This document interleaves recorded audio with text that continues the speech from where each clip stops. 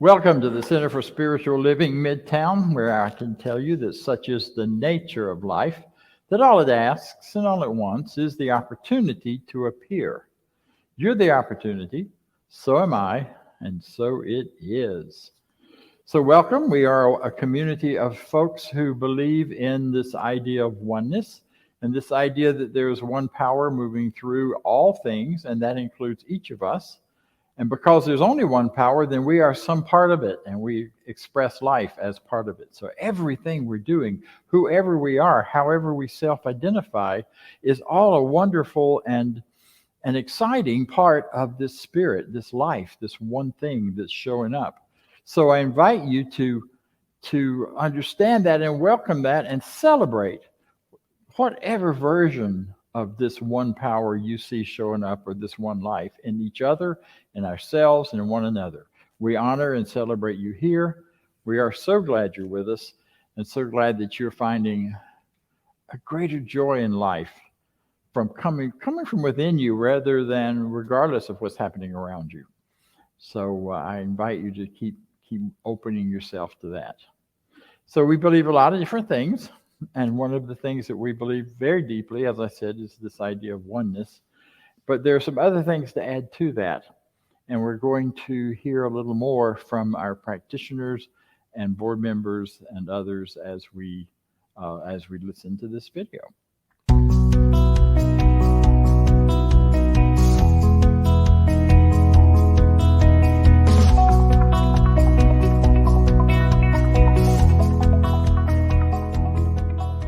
I believe in one God, one absolute power and first cause to all things. I believe that this power is perfect love and creates out of a desire to express love. I believe all thought is creative, and how I choose to think creates my personal experience. I believe in the unity of all life and the immortality of the individual soul, forever unfolding. I believe in the eternal goodness, the eternal goodness of God, the eternal loving kindness, and the eternal givingness of God to all. And so it is. And so it is. And so it is.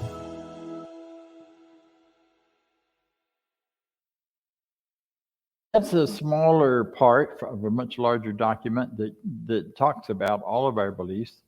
It was formulated very quickly just before Dr. Ernest Holmes started the radio show, or started to speak on a radio show, where he would be asked, well, what do you believe? And he pulled these things together, and they've been edited very little since then. So it's kind of a wonderful, spontaneous piece. Another part of our organization and part of our centers is a practitioner, our practitioners.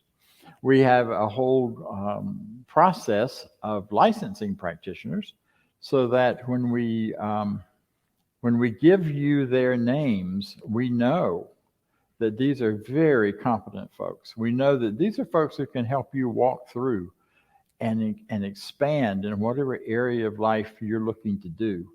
They are well trained in the ideas of this teaching. They've demonstrated that they use them for themselves and others.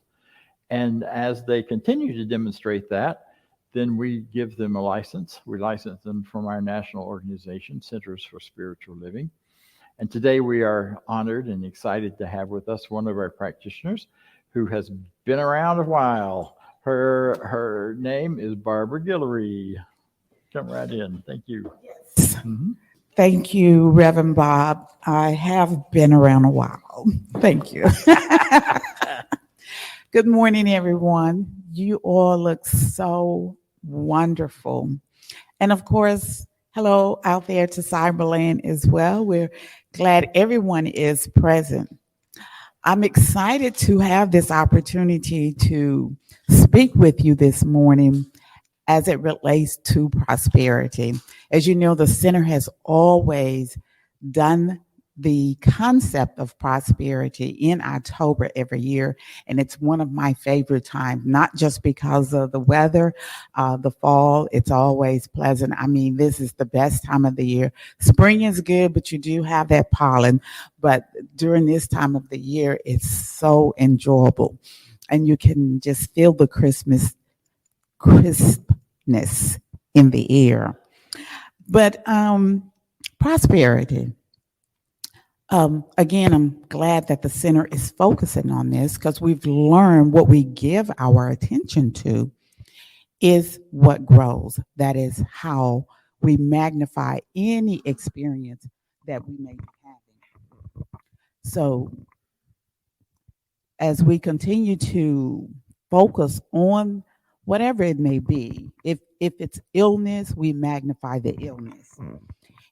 If it's health, we magnify the health. If it's sadness, we magnify the sadness.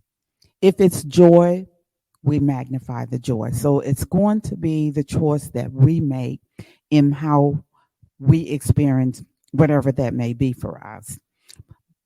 Most of you know that I was raised a Catholic, went to Catholic school, and of course we had Mass every morning before going. So this was my early condition as it relates to God. At the Catholic teaching, there were rules, lots of rules, rules around the clothes you wear, the shoes you wear, the food you eat, relationships, who you were. And again, this was the defining way that I came to know who I was as an individual.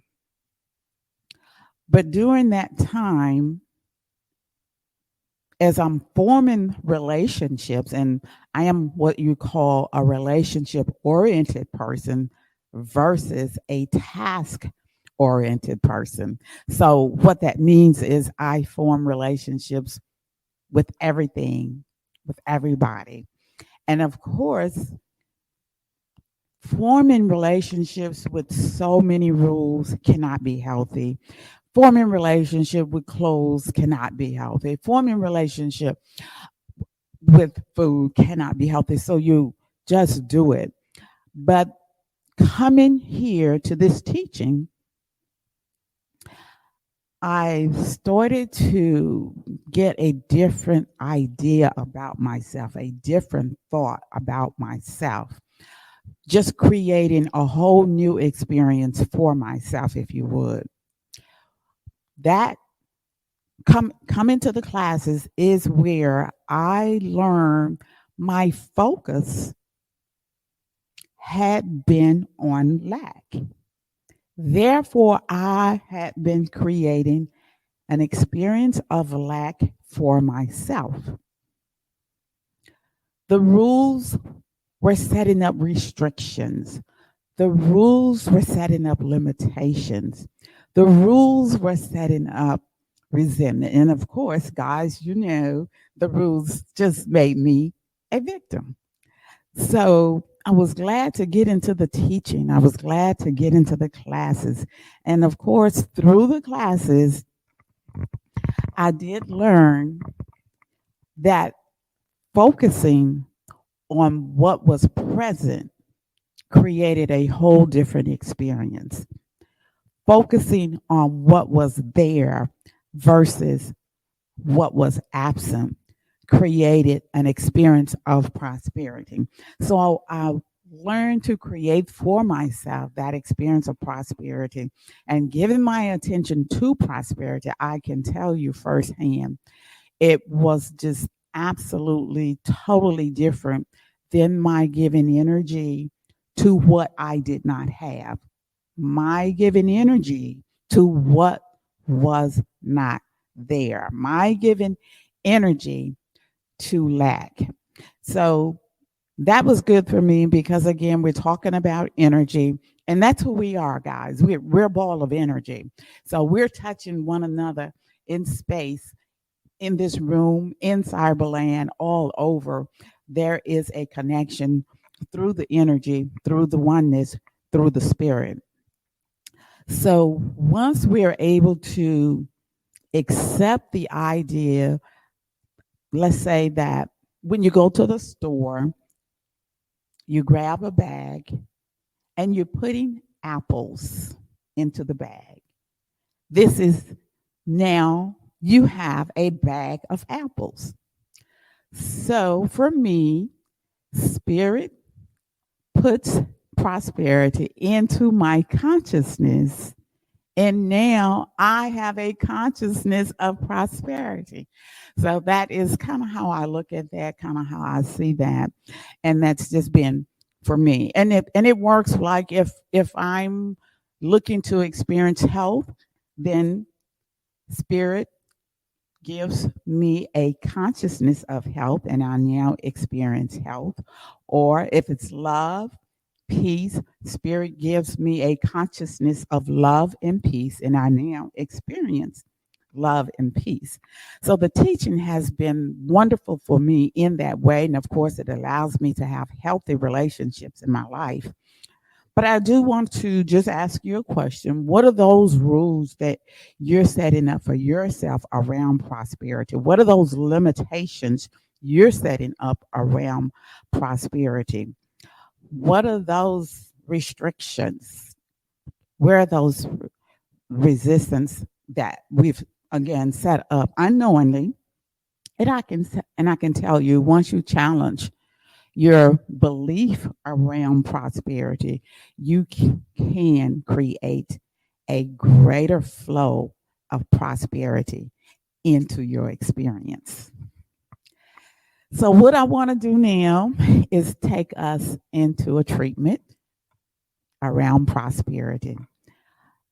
And as we come together, centering ourselves around the oneness, the greatness, the infinite, the universe, the God, the goodness, the source, whatever you would want to call it.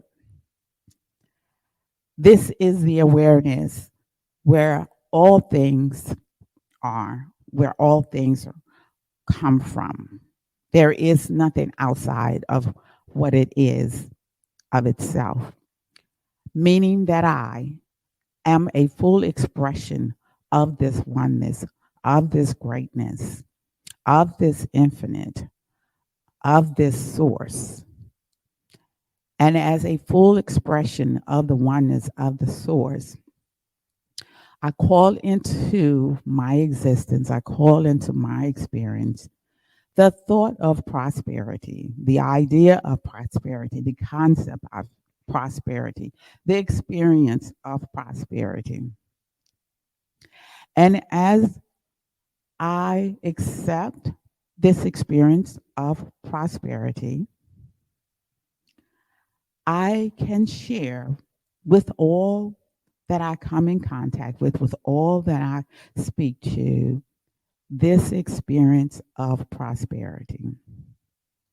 It is this knowledge of knowing my relationship to the wholeness, my relationship to the oneness, my relationship to the source, my relationship to the infinite that gives me the peace, that gives me the joy, that gives me the experience of prosperity here and now. And for this knowledge, I am grateful. And so it is. Thank you. Thank you, Barbara. That was wonderful. I so appreciate it. What you reminded me of as we talk about this whole thing of prosperity and our limiting beliefs that perhaps are affecting that, it reminded me of a story or a phrase or an idea that I first heard. I think it's in some of Ernest Holmes' work. It's in some other places too, that so often we as participants in life are standing under this great waterfall of prosperity. That there's so much abundance all around us. It's in the air we breathe. It's in our bodies. It's in all of the things that happen here, and we are standing under that waterfall quite often with a little teacup, saying, "How much do we want? I think I can have this little teacup full." Now, when I first heard that, I thought, standing under a waterfall with a teacup. I've been to Niagara Falls. Imagine standing under my Niagara Falls with a teacup and trying to catch some water. Actually, you just stand back and the mist will all fill up your cup. But the idea here is there is so much flow that we are just missing so much of it so often. Now, when I first heard this, I felt guilty Oh, I felt guilty. Oh, I'm the teacup guy. I don't have much. I don't think much. All I'm doing is being poor. Then I realized that's silly. It's silly to feel guilty about something and to look at what's wrong with me. Instead, what that is intended to do is to wake us up, to give us some ideas that there is so much more than we've yet imagined or yet embodied or yet embraced, that we don't need to feel bad about it. We need to look at how do we do it differently? How do we make ourselves, allow ourselves to open up more to maybe a bigger than teacup? How about a bucket? How about more than that? Yeah, one of my favorite Science of Mind mentors, he's no longer on the planet with us, is J. Scott Neal. J. Scott was one of these folks that his laughter was contagious. It was amazing. He laughed at his jokes far more than anybody else did, but it was you couldn't help but get kind of caught up in it because it was fun. And he said this. He said, Science of Mind is about building bigger buckets. It's such a J. Scott kind of thing to say. He had a lot of these wonderful little quirky quotes. Because that's what we're in the business of doing, building bigger buckets. And it's about building them the only place where we can, and that's in consciousness. In other words, getting from that teacup size to a bigger bucket, to expanding things into a greater way of knowing and a greater way of experiencing life. I mean, think about what the things that block this flow that we talk about. And this teacup. What's in your teacup? What could be in your bucket? We all have a lot of rules, and thank you for that, Barbara, because a lot of our rules in our heads about God, about the infinite, and about what it is and how it works. It only rewards certain people with certain kinds of things. It doesn't reward bad people, except it sometimes looks like it does. Well, the truth is, it doesn't reward or take away from anyone, because it's a limiting belief to think in terms of rewards and blessings, or rewards and prizes. Instead, it's about recognizing that there's this flow for everyone, and the flow is not based on something out there making decisions. It's based on something in me welcoming the prosperity that's already here. One of the big blocks to our prosperity that keeps our cups and our buckets smaller is our belief in deserving. Have we worked hard enough? Are we doing the right things to deserve it? I said this to one of my own personal support groups this week, last week, that I've been around the planet a few times, so I'm starting to look at that whole business of, so what kind of income can I expect now? And I've said, I've done so much for so long in giving to so many people. I deserve. I know that value is enough for the universe to give back to me. And they said, what? You don't have to do anything to deserve it. You just breathe and open your mind to the idea that there is flow and you can participate in it. And it's not about having to do something to get God to give it to you, or this. And I thought all that nonsense was cleared out of my head, but obviously it wasn't. And you know what's happened since then? I've had one new source of income that popped in that I never imagined. And it just, out of the blue, someone sent me money and said, I'm going to do this on a monthly basis. And I went, oh, thank you. Wow, I deserve that.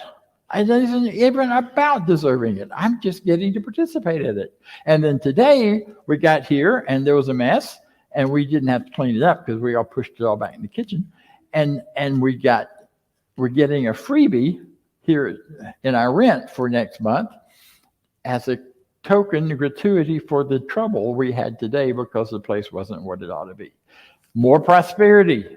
We didn't do anything to make that happen. It just came our way. we've got to get over this idea that somehow we have to earn it. Prosperity cannot be earned. Yeah, you need to work, and you make your paycheck and all of that. But the real prosperity that flows to us comes to us because we are open to it and we recognize it and we believe in ourselves as prosperous beings.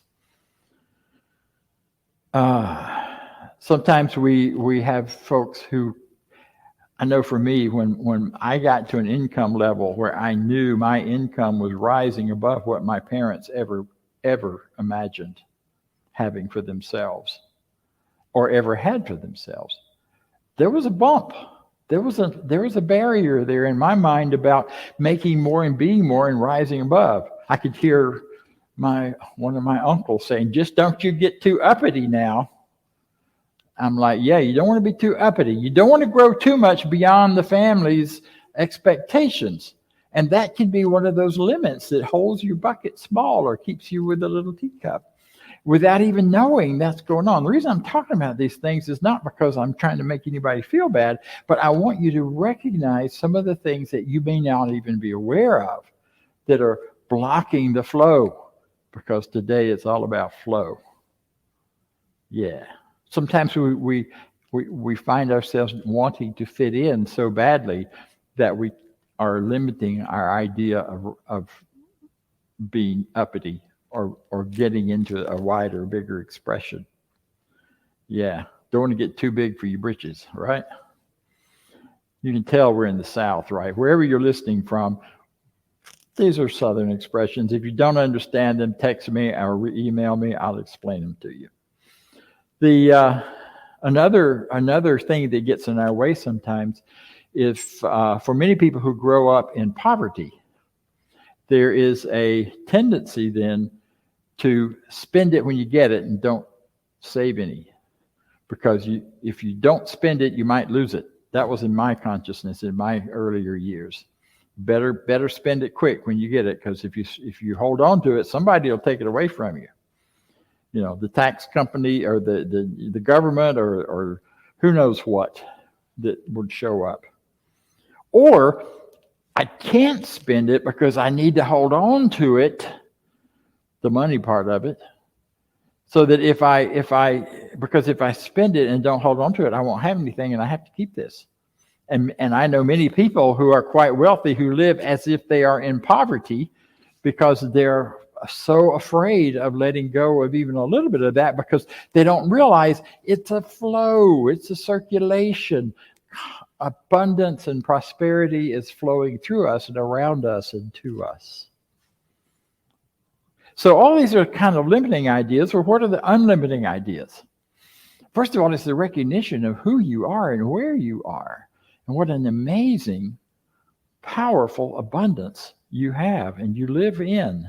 Ernest Holmes talks about that in a quote where he talks about embodiment. Yeah.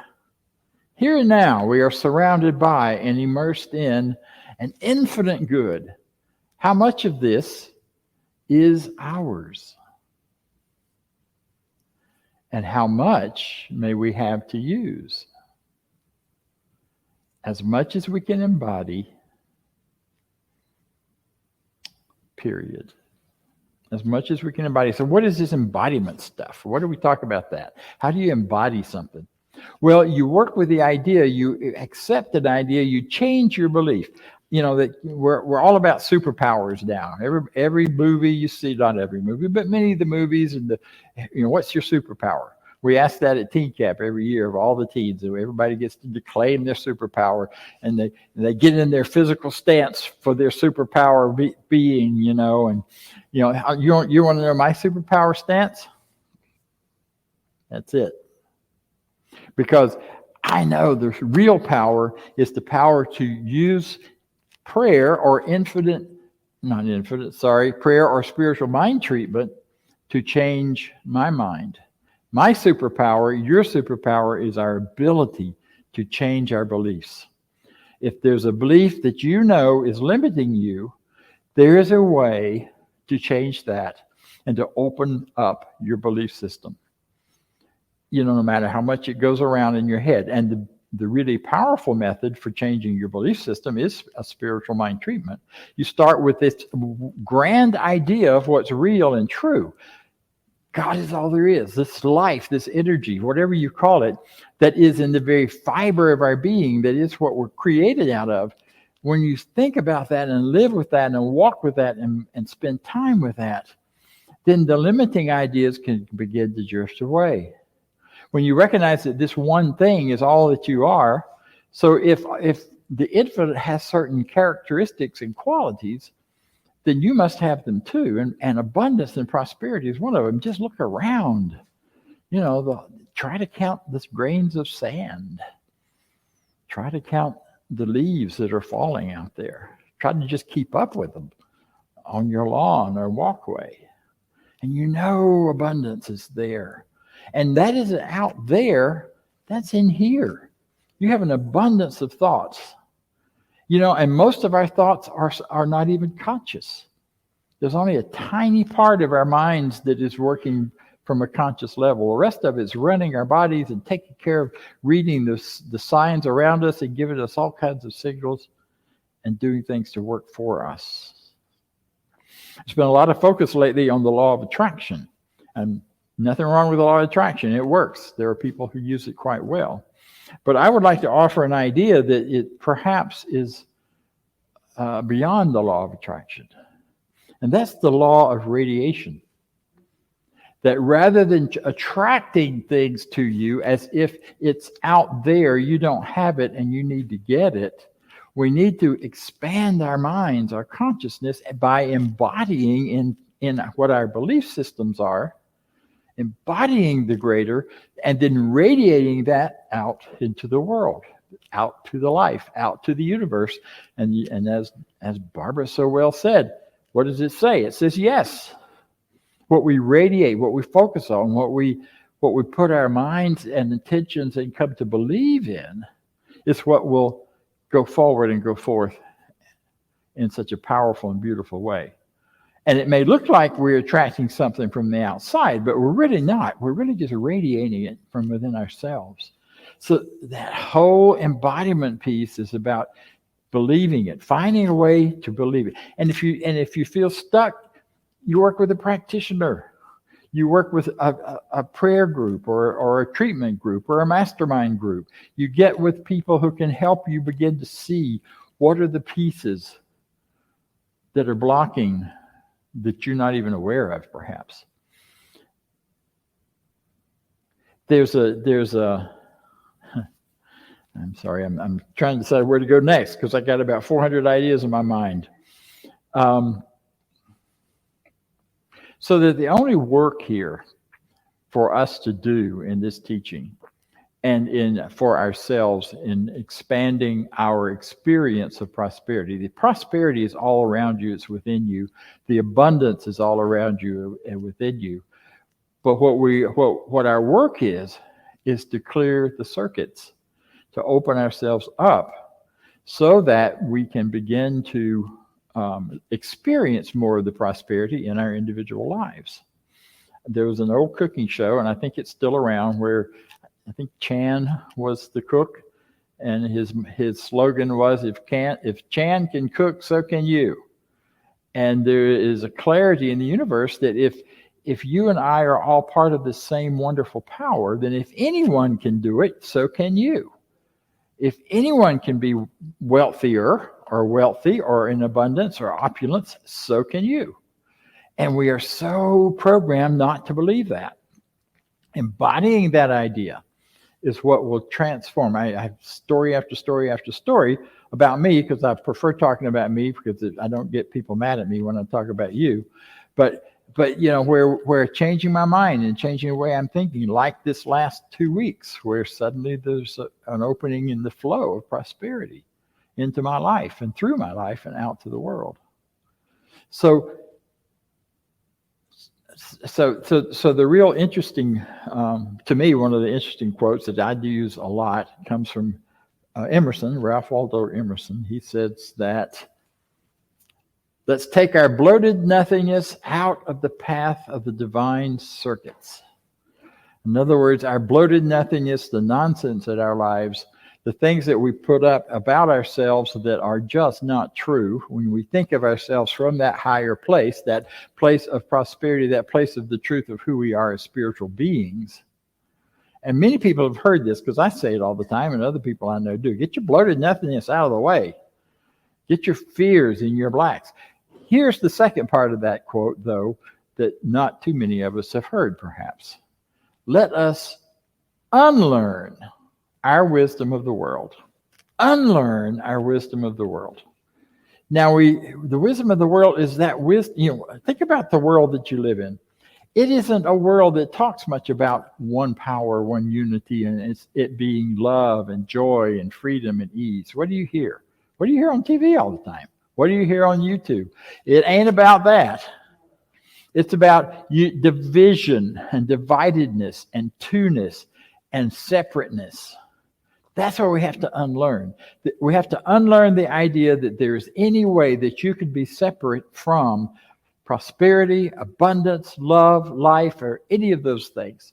Now, you may have different experiences where you lose some of those things, and that experience changes, but the form will come back, because those are just outside forms. The inside, where we do that embodying, is very different and much bigger and much more about establishing those ideas and those truths within us.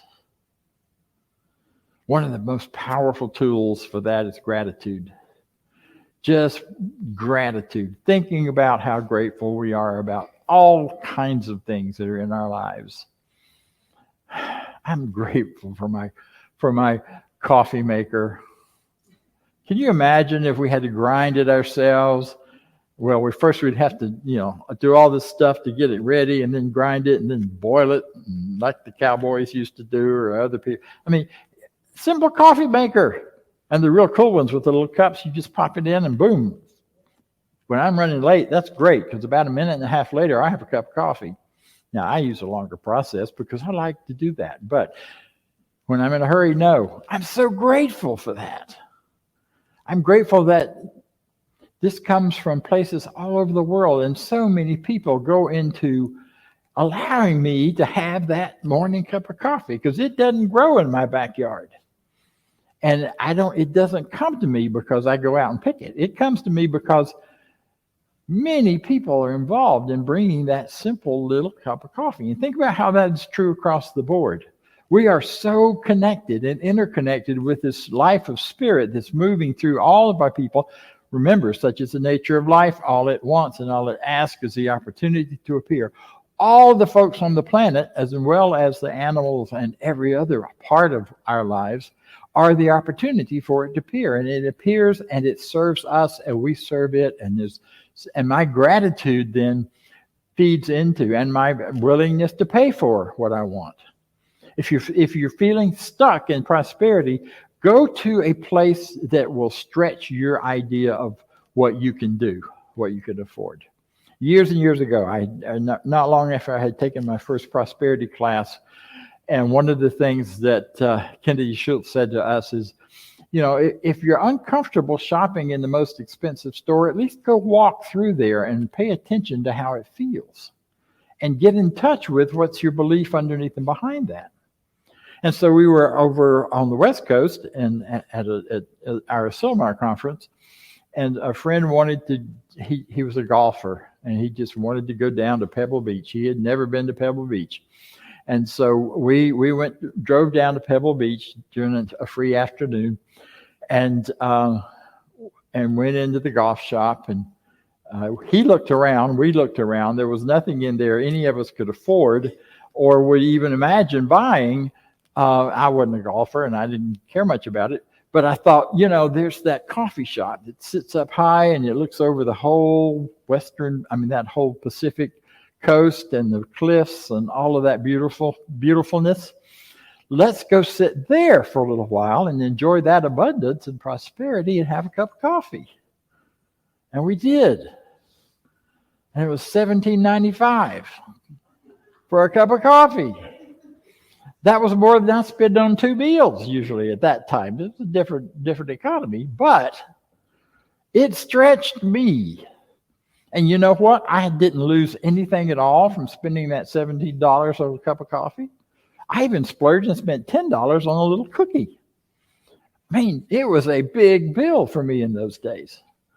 But it reminded me that it's just a matter of what you get comfortable with and then allow the flow through you and out so that you find the way. See, if you know your value and you know your value is an expression of the divine, you'll find ways to give that to the world that will give them the opportunity to give it back to you and to say thank you.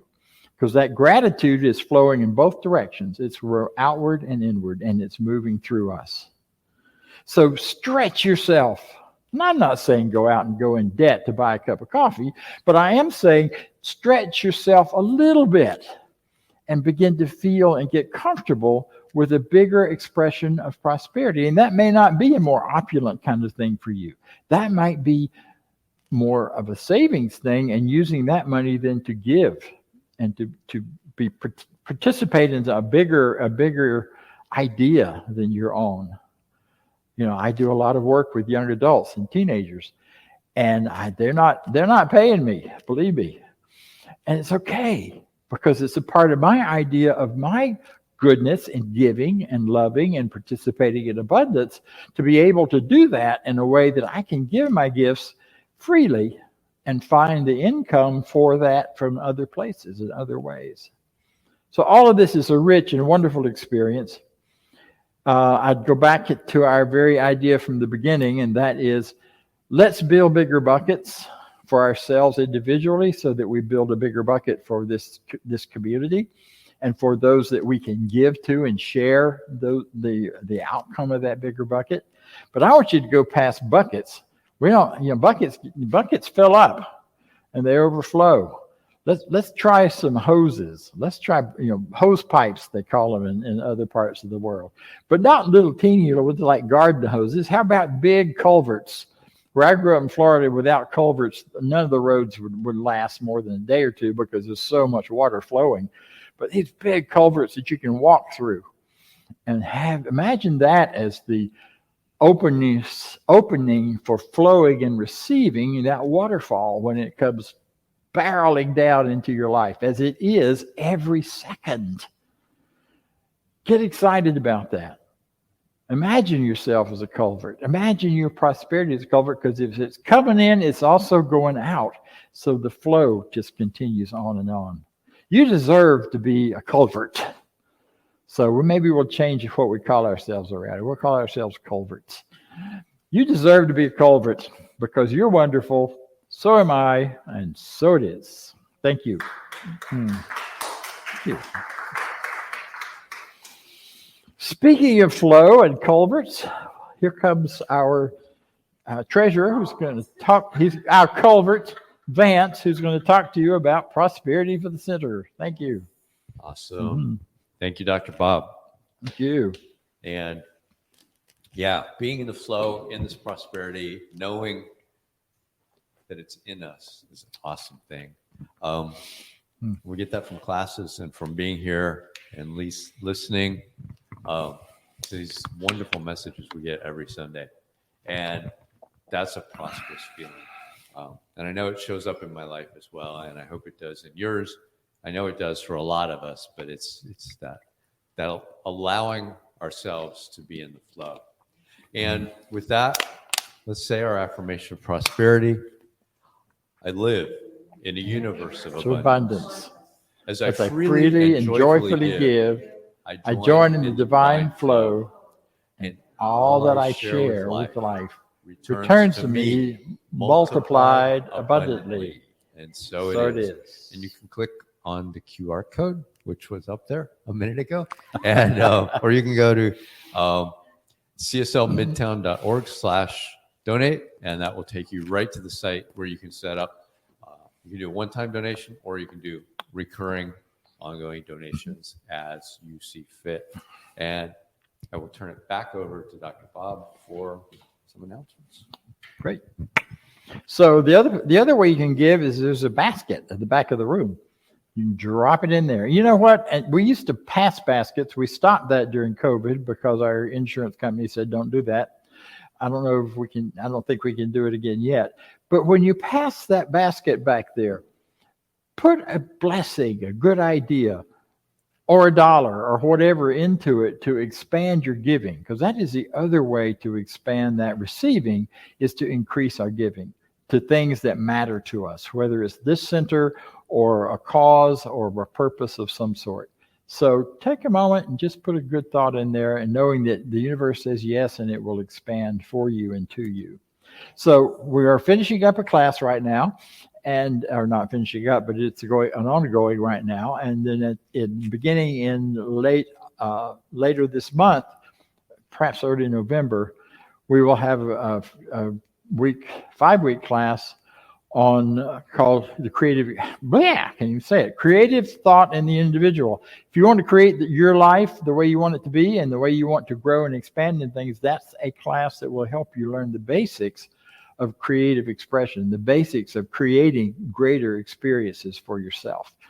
And it's a certificated class, which means you will get some credit for it from our national organization if you're interested in becoming a practitioner. This is a very important class to take in that respect.